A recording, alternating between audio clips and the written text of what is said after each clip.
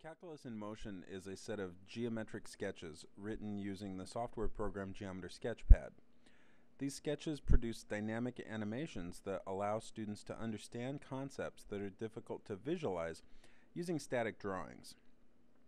This is a sketch utilized in my calculus class to help students better comprehend how integration is used in calculating the volume of a solid revolved about an axis. The first example is using the disk or washer method. We have the function f of x equals square root of x, and we're going to revolve it around the x-axis. Clicking revolve produces a representation of what the solid would look like. We can click sweep disk or washer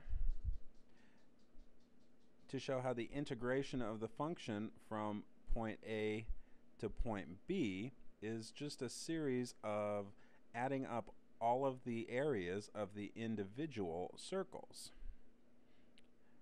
We can reset this and move the axis of revolution from the x-axis, making it the line y equals -2. Now when we revolve the function f of x equals the square root of x around the line y equals -2, we can see that instead of a disk being created, we have a washer. Again, we're integrating from point A to point B. However, in this case, we have the area of the outer circle, and we'll have to take away the area of the inner circle. Again, we can reset this. We can enter any function we'd like here to show students the same concept using different functions. The second example is using cylindrical shells. Again, we have a similar function, f of x equals 2 root x. However, in this case, instead of revolving around the x-axis, we're going to revolve around the y-axis.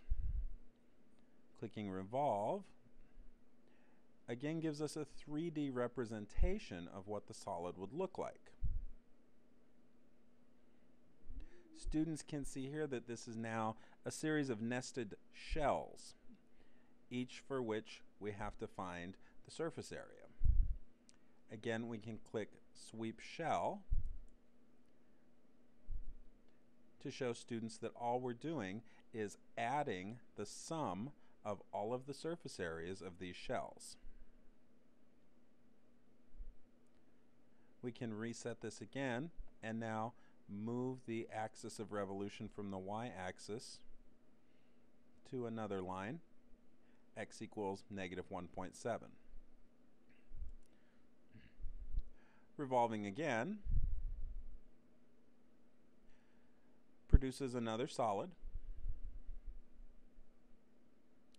However, in this case, we can see that the cylindrical shells are a little wider, and all we've done by moving the axis of revolution is increase the radius of the shells.